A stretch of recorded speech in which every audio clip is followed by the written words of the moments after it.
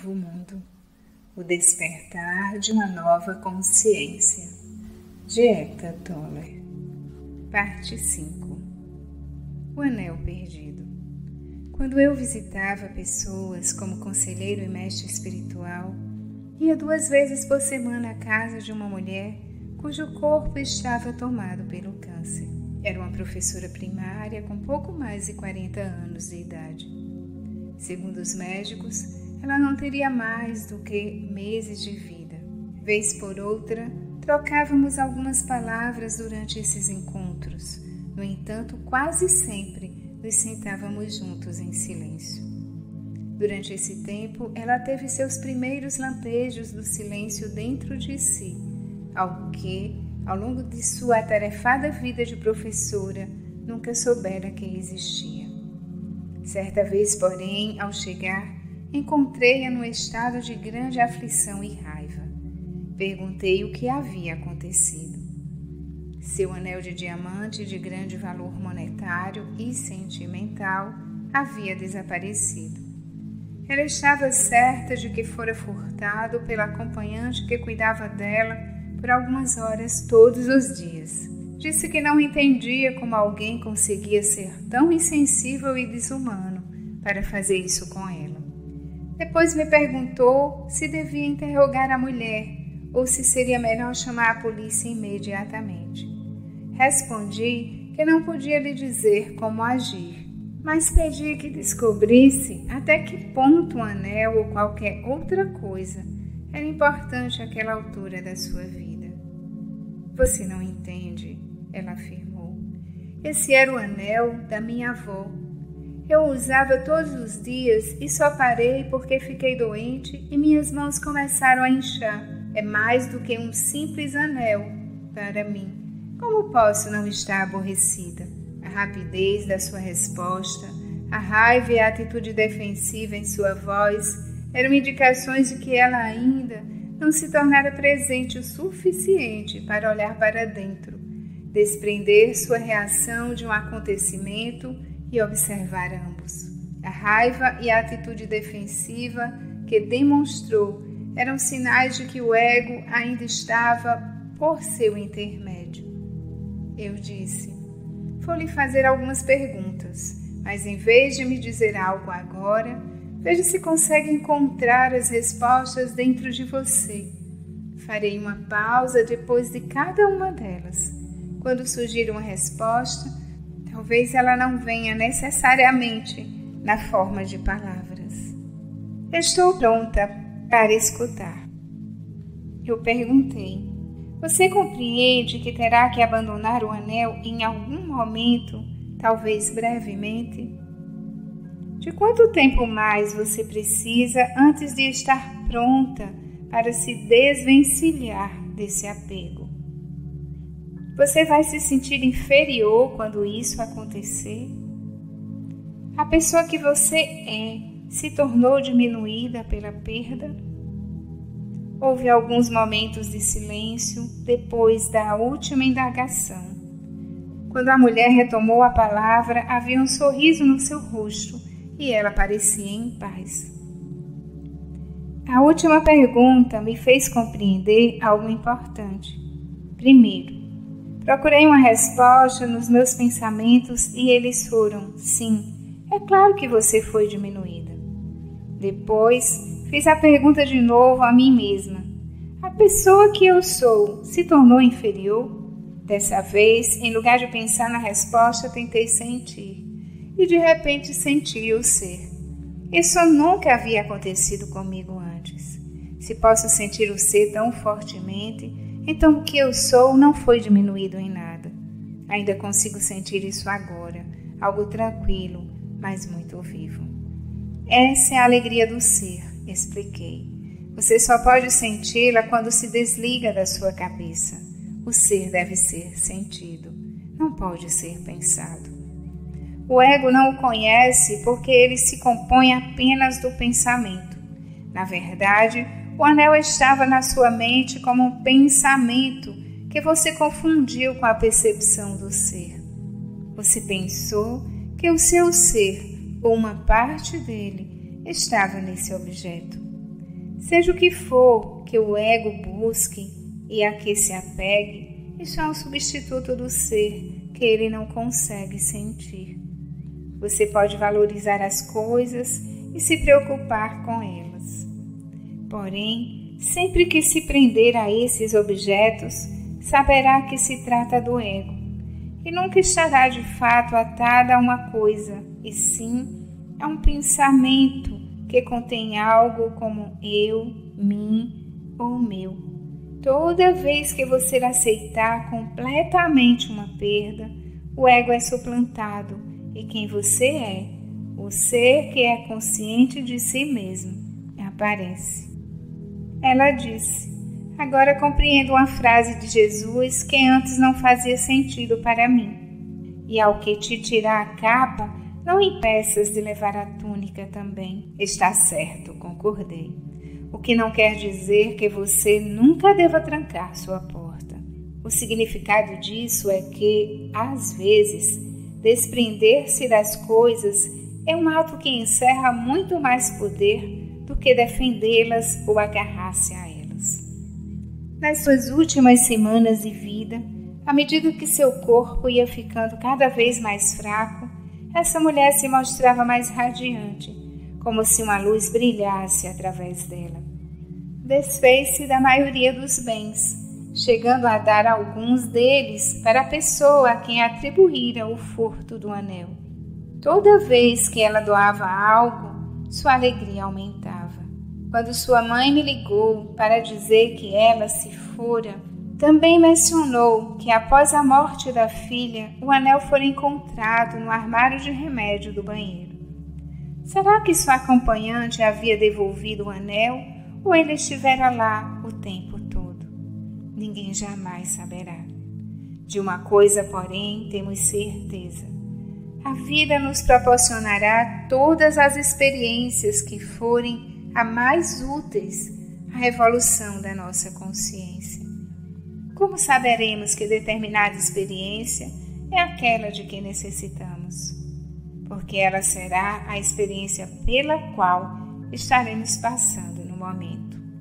É errado então termos orgulho dos nossos bens ou ficarmos ressentidos com as pessoas que têm mais do que nós? De maneira alguma. Esse sentimento de orgulho, de precisar aparecer, o engrandecimento aparente do eu por meio de mais do que, e sua diminuição por meio do menos do que, não está certo nem errado. Isso é o ego. O ego não está errado, ele simplesmente não tem consciência disso. Quando observamos em nós mesmos, estamos começando a superá-lo. Não devemos levá-lo muito a sério. Sempre que você detectar um comportamento egóico em si mesmo, sorria. Se possível, procure até mesmo dar uma risada. Como a humanidade pôde aceitar isso por tanto tempo. Acima de tudo, saiba que o ego não é pessoal. Ele não é quem você é. Se você o considerar um problema particular, isso é apenas mais ego. A ilusão da propriedade. Possuir alguma coisa, o que isso quer dizer realmente? O que significa tornar alguma coisa minha? Se alguém parar no centro de uma grande cidade, apontar para um arranha-céu e disser: aquele prédio é meu, sou o dono dele.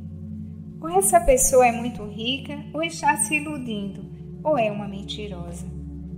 Em qualquer um desses casos, ela está contando sua história em que a forma de pensamento eu e a forma de pensamento prédio se fundem numa coisa só. É assim que o conceito mental de propriedade funciona. Se todo mundo confirmar sua história, é porque deve existir uma papelada assinada que ateste o motivo pelo qual todos concordam com isso. A pessoa é rica. Caso ninguém aceite sua afirmação, ela será mandada para um psiquiatra, pois ou está tendo alucinações ou é uma mentirosa compulsiva. É importante reconhecer que a história e as formas de pensamento que a constituem, independentemente de todos concordarem com elas ou não tem nada a ver com quem a pessoa é. Ainda que a afirmação seja aceita, trata-se, no fim das contas, de uma ficção. Muitos indivíduos não compreendem isso até estarem no leito de morte e constatarem que nada que é exterior, nenhuma coisa, jamais correspondeu a quem eles são. Com a proximidade da morte, todo o conceito de propriedade acaba se revelando sem o menor sentido. Nos últimos momentos de vida, as pessoas também entendem que, embora tenham estado em busca de uma percepção mais completa do eu ao longo de toda a sua existência, o que elas estavam de fato procurando, seu ser, na verdade, sempre havia estado ali, mas fora obscurecido de modo significativo por sua identificação com as coisas, o que, em última análise, significa identificação com a mente. Bem-aventurados os humildes de espírito, porque deles é o reino dos céus, disse Jesus. O que significa humildes de espírito? Nenhuma bagagem interior, nenhuma identificação, nenhuma relação com coisas e com conceitos mentais que possuam uma percepção do eu. E o que é o reino dos céus? A simples, porém profunda, alegria do ser que está presente quando abandonamos as identificações e nos tornamos humildes de espírito. É por isso que renunciar a todos os bens é uma prática espiritual antiga tanto no Oriente quanto no Ocidente. Desistir dos bens, porém, não nos libera automaticamente do ego. Ele tentará assegurar a própria sobrevivência encontrando alguma coisa com a qual se identificar. Por exemplo, uma imagem mental da própria pessoa como alguém que superou todos os interesses pelos bens materiais e é, portanto, superior ou mais espiritualizada do que as outras. Há indivíduos que abrem mão de todas as posses, no entanto, têm um ego maior do que alguns milionários. Se deixarmos de lado um tipo de identificação, o ego logo encontrará outra. No fim das contas, não importa ao que ele se apega, desde que isso tenha uma identidade. Ser contra o consumismo ou não concordar com a propriedade privada seriam outras formas de pensamento, outras mentalidades capazes de substituir a identificação com os bens.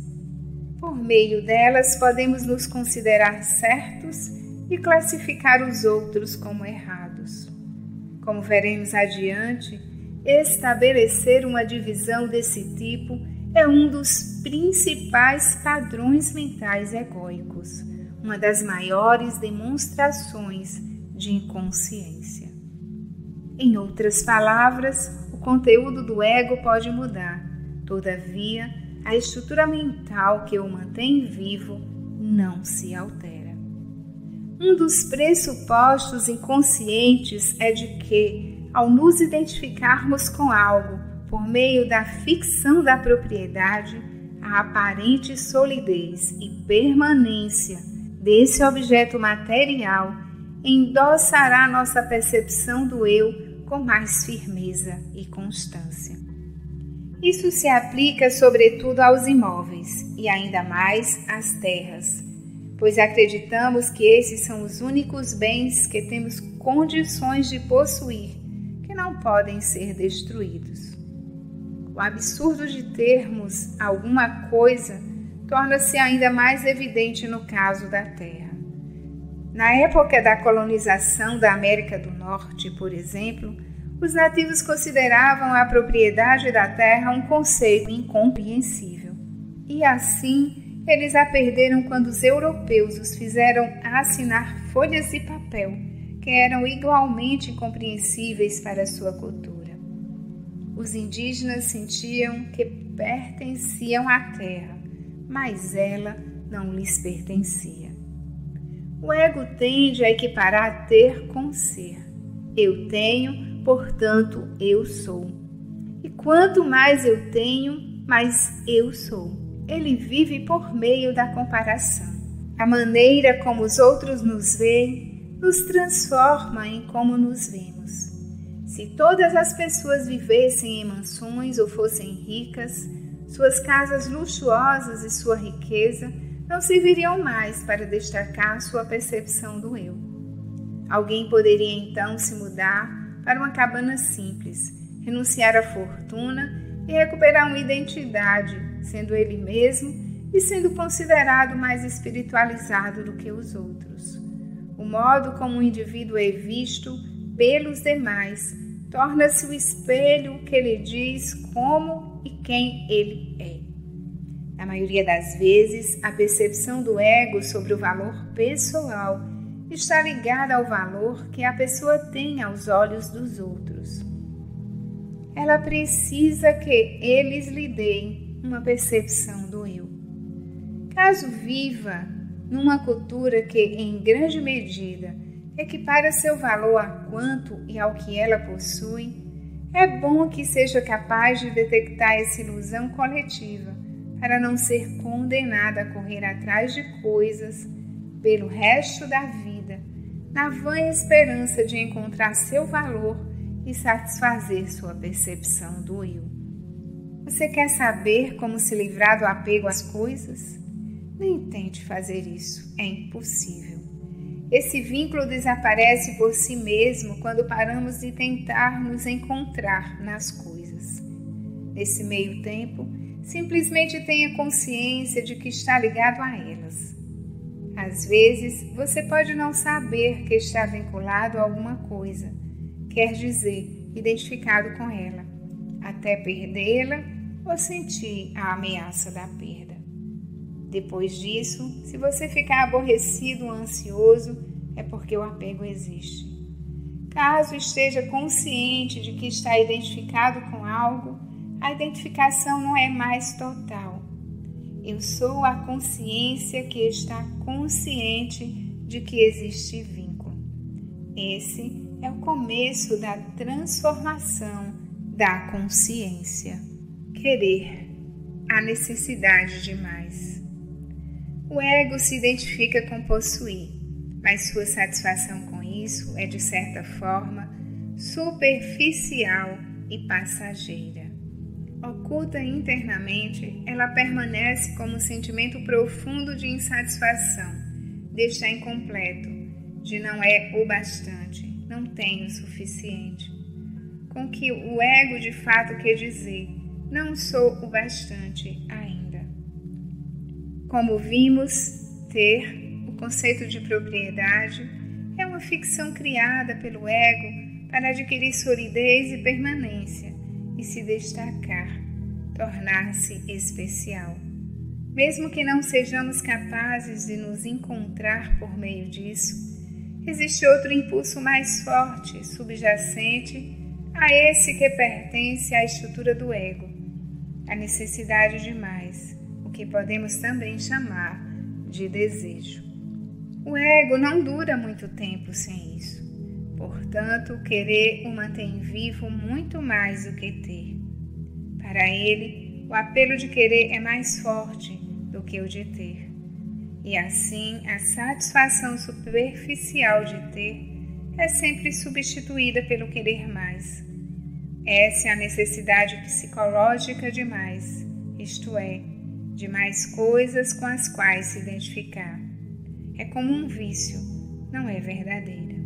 Em alguns casos, essa necessidade psicológica ou a sensação de que ainda não há o bastante, que é tão característica do ego, é transferida para o nível material e então converte-se na avidez insaciável. Em geral, as pessoas que sofrem de bulimia obrigam-se a vomitar para continuar comendo. É sua mente que está faminta e não seu corpo.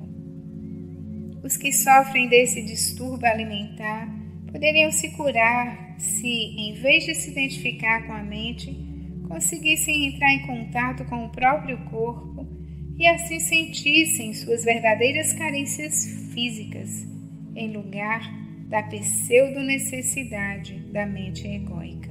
Alguns egos sabem o que querem e perseguem seu objetivo com uma determinação inflexível e implacável. Gengis Khan, Stalin, Hitler, para dar apenas alguns exemplos inquestionáveis. A energia por trás da sua vontade, porém, cria uma energia oposta, da igual intensidade, que por fim leva à queda desses indivíduos. Nesse íntere, eles se tornam infelizes e fazem o mesmo com muitas pessoas, ou como mostram episódios clássicos, criam um inferno sobre a Terra. A maioria dos egos tem vontades conflitantes. Eles querem coisas diferentes em momentos distintos, ou talvez nem saibam o que desejam. Só sabem o que não querem, o momento presente. Desconforto, desassossego, tédio, ansiedade, insatisfação, tudo isso é resultado da vontade insatisfeita.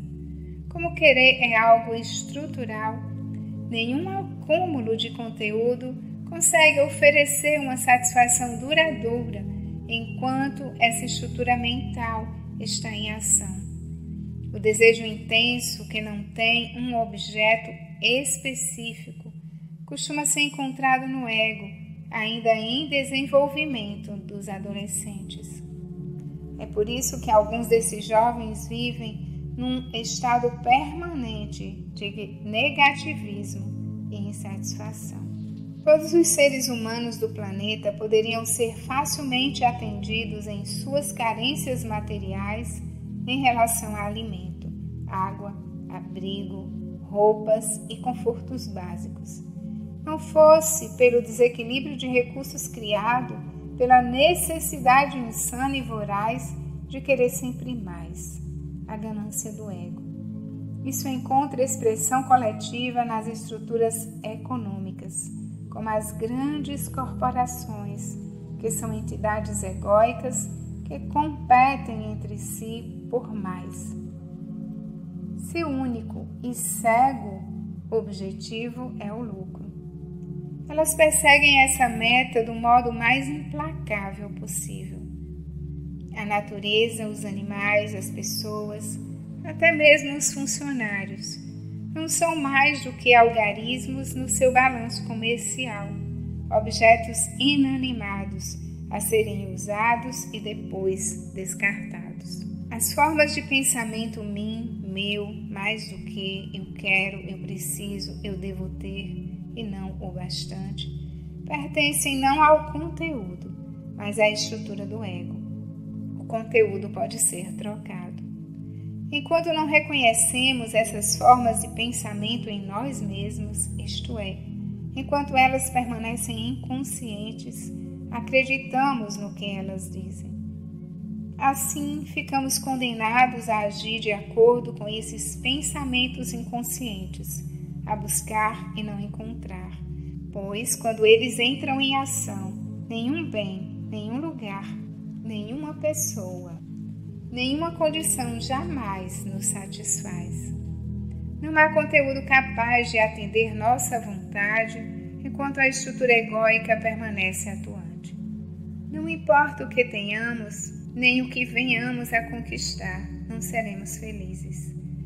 Sempre estaremos procurando alguma coisa além que nos prometa mais plenitude, que nos diga que vai completar a percepção do eu insatisfeito e saciar aquele sentimento de carência que trazemos dentro de nós.